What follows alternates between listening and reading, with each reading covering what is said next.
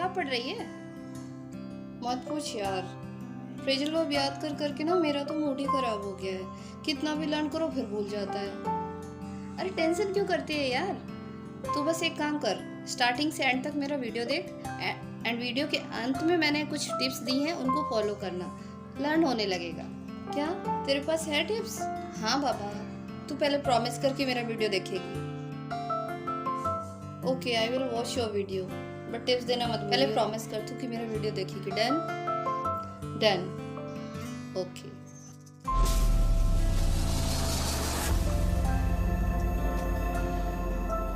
Hi guys, this is Priyanka here and you are watching my channel English grip. Guys, आज मैं आपके लिए लेकर आई हूँ 20 English modern sentences with some phrasal verb. आज के फ्रेजल वर्ब्स के थ्रू हम समझेंगे कि उनकी मीनिंग्स क्या, डिफरेंट मीनिंग बन सकती हैं, उनके क्या कॉन्सेप्ट क्या है उनका, और किस तरह की सिचुएशंस में वो यूज होते हैं। और साथ ही साथ हम कुछ एग्जाम्पल्स और पिक्चर की सहायता से ये देखेंगे कि किस सिचुएशंस में इनको हम अपनी डे टू डे लाइफ में यूज कर सकते हैं। तो चलिए देखते हैं। बिफोर स्टार्टिंग द वीडियो, आप सभी से रिक्वेस्ट है कि वीडियो को बिगनिंग से एंड तक पूरा देखिएगा, क्योंकि अगर आप स्किप करेंगे तो हो सकता है इसके कॉन्सेप्ट को सही से समझ नहीं पाएँ। और वीडियो अच्छा लगे तो लाइक शेयर करना मत भूलिएगा। और हाँ, लास्ट में वो टिप्स लेना मत भूलिएगा कि कैसे फ्रेजल वर्ब को याद रखना है। So our first word is go around, और गो अराउंड की फर्स्ट मीनिंग है इन्फेक्शन। इन्फेक्शन फैलने पे हम गो अराउंड का यूज करते हैं। कैसे, आइए देखते हैं। He caught a nasty flu virus that has been going around. Means यहाँ पे क्या सेंस निकल रहा है कि वो किसी वायरस के चपेट में आ गया है जो सभी जगह फैल रहा है। Second meaning of the go around is अफवाह, फैलना। There is a story going around the office that you are thinking of leaving. Office में कोई ऐसी बात फैल रही है कि तुम जॉब छोड़ने का सोच रही हो। सो गो अराउंड मीन्स यहाँ पे क्या सेंस आ रहा है कि ऐसी बात गो अराउंड हो रही है। Third meaning is to move in circle, as the fan is going around slowly. So fan is moving in circle, so we can use this word in place of moving around. Moving around, in place of moving around, we can say the fan is going around. Next sentence is what goes around comes around. अब यहाँ पे go around का किस sense में use हो रहा है कि whatever we will provide to others, the same will return back to us. Go around means to be enough for everyone. Now पर्याप्त मात्रा में होने के सेंस में है। So sentence will be there won't be enough candy to go around if you take 2. कहने का मतलब पर्याप्त मात्रा में कैंडीज नहीं होंगी अगर आप 2 लेंगे। ज़्यादा मात्रा में होने का हम निगेटिव टर्म में क्योंकि यूज कर रहे हैं, तो हम इसको ऐसे भी कह सकते हैं, there won't be enough candy, there won't be enough bananas if you go around 2. So now let's come to the next word. The next phrasal verb is ask around. अभी तक हमने क्या पढ़ा? Go around. सो go around के हमने कई meaning देखे। कौन कौन से देखे? Let me repeat once again. First, अधिक मात्रा में होने के सेंस में। सेकेंड, अफवाह फैलने के सेंस में। थर्ड, इन्फेक्शन फैलने के सेंस में। Fourth, move in circle. Fifth one, जैसा आप दूसरे को दोगे वैसा आपको मिलेगा। तो अभी हमने 5 मीनिंग्स देखी गो अराउंड की। Now let's come to the next phrasal verb. Ask around means asking the same question from many people. For example, we lost our way, we need to go and ask around. Other example is Radha lost her key. Radha lost her key, she should ask around. अब राधा ने अपनी की खो दी है तो वो क्या करेगी? वो लोगों से पूछेगी ना चारों ओर। इसको क्या बोलेंगे? Ask around. तो किसी से हम क्वेरी करना, किसी से किसी चीज़ के लिए हमें पूछताछ करना, सेम क्वेश्चन के बारे में हम जानकारी ले रहे हैं कई लोगों से।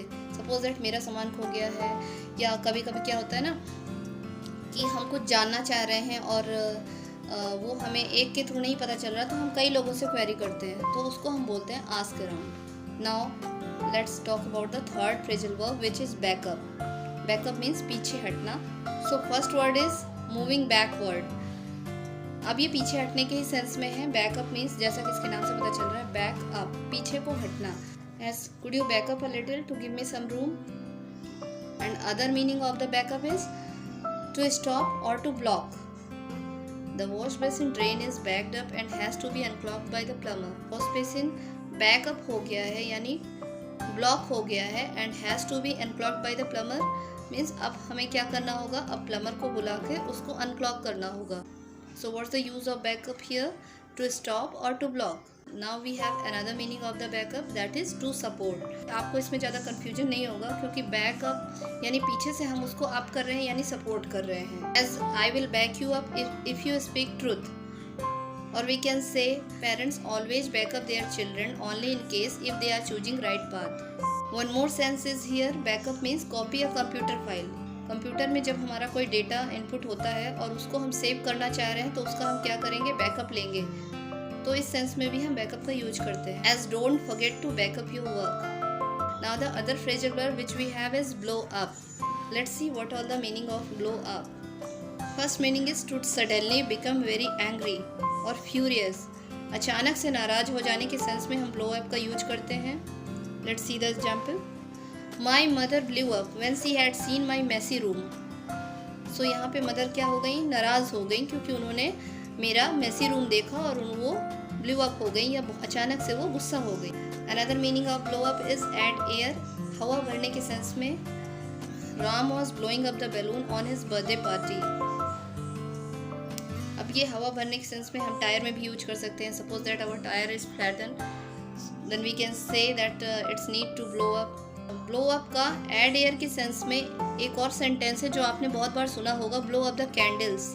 सो ब्लो अप द कैंडल, यहाँ भी हम क्या कर रहे हैं, हवा, यानी कहने का मतलब मुंह से जब हम फूकते हैं, फूकने को हम ब्लो अप कहते हैं। बैलून को फुलाएं या फिर कैंडल को बुझाएं, दोनों ही सेंस में हम क्या कर रहे हैं, हम हवा को फूक रहे हैं। तो मुंह से फूकने को हम क्या कहते हैं, ब्लो अप कहते हैं। ब्लो अप का अनदर मीनिंग एक्सप्लोजन है। एक्सप्लोजन के सेंस में यानी विस्फोट करने के सेंस में, कुछ अचानक से फट जाना या विस्फोट, अचानक से विस्फोट हो जाने के सेंस में भी हम ब्लो अप का यूज करते हैं। As the terrorist are threatening to blow up the plane. Terrorist क्या करने जा रहे हैं, यहाँ पे प्लेन को ब्लो अप यानी डिस्ट्रॉय करने जा रहे हैं, उसको नष्ट करने। Now the last phrasal verb we have go over.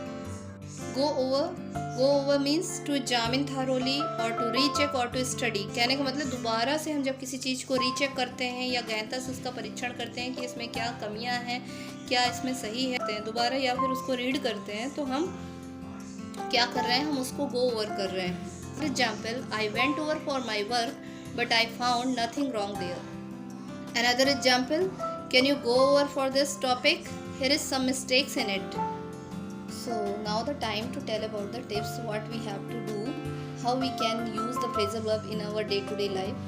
So tip number 1 कि आपको वीडियो पूरा वॉच करना है और जो फ्रेजल वर्ब आपको बहुत अच्छे से समझ में आ रहे हैं एटलीस्ट उनके 1 सेंटेंस आप कमेंट में लिख सकते हैं। टिप नंबर 2 कि आपको केवल वीडियो को वॉच ही नहीं करना बल्कि इसके नोट्स भी बनाने हैं। आप नोट्स बनाएंगे और उसको 2 बार 3 बार रीड करेंगे तो इससे वो, या वीडियो को वॉच करके कॉन्सेप्ट को समझिए और फिर इसको प्ले करके दोबारा देखिए, तो आपको मल्टीपल टाइम्स अब जब उसको देखेंगे या रीड करेंगे तो आपके वो माइंड पे सेट हो जाएगा। टिप नंबर 3 कि आपको एवरी डे उसको रिकॉल करने की कोशिश करनी है। अगर आपको उसके एग्जाम्पल्स भूल रहे हैं या आपको उसका यूसेस भूल रहे हैं तो आप उसको एक बार फिर से रीड करिए और उसको एवरी डे जब आप रिकॉल करने की कोशिश करेंगे तो धीमे धीमे ऐसी सिचुएशंस आएंगी जहां आप उसको यूज भी कर पाएंगे। Now the last but not the least, our 4th tip is that आपको क्या करना है कि आप अपने घर में जहाँ पे भी स्पेस हो वहाँ पे एक पेपर लगाकर उस पेपर में आप मेंशन कर दीजिए अपनी फ्रेजल वर्ब दीजिए और एवरी डे चलते फिरते आप उसमें थोड़ा नज़र मारते रहेंगे, आप उसको लर्न करते रहेंगे तो धीमे धीमे वो आपको फाइनली अच्छे से ही क्रैम हो जाएगी। So this way we can learn phrasal verb very easily and we can use as well in our day to day life. Hope कि आज की वीडियो से आपने कुछ ना कुछ ज़रूर सीखा होगा और मैं मिलती हूँ आपको नेक्स्ट वीडियो में। Till then keep learning, keep practicing and stay healthy. Stay tuned with me. If you like my video, please like, share and subscribe. Bye bye.